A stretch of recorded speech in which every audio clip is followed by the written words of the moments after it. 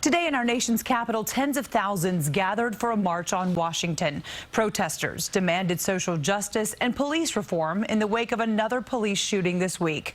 We have team coverage tonight. Allie Bauman is at a local vigil for Jacob Blake. But first, Dick Brennan is here with details on the Get Your Knee Off Our Necks demonstration that happened at the Lincoln Memorial. Dick.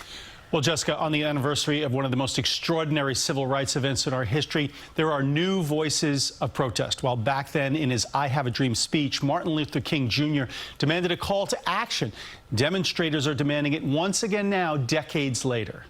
Tens of thousands of people marched in Washington, an echo of the past with hopes of changing the future. I'm 30 years old.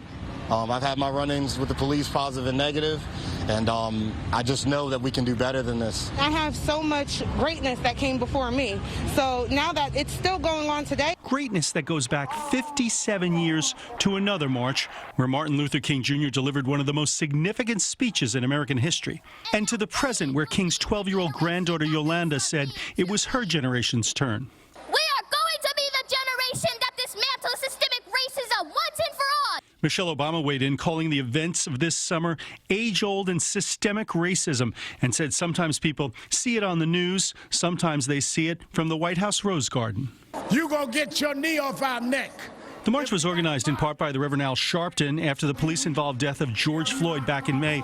But this demonstration took on new significance after Jacob Blake was shot in the back by a police officer in Kenosha, Wisconsin. Family members of both men spoke at the Lincoln Memorial Friday. I wish George were here to see this right now. Jacob Blake! Jacob Blake! Jacob Blake! Jacob Blake! Also speaking out, Breonna Taylor's mother.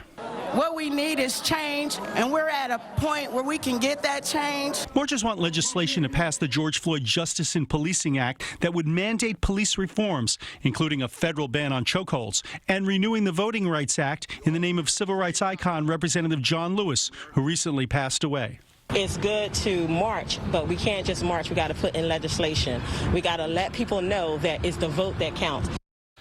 Now, Dr. King's march in 1963 drew an estimated 250,000 people, but the pandemic intervened this time, keeping numbers down.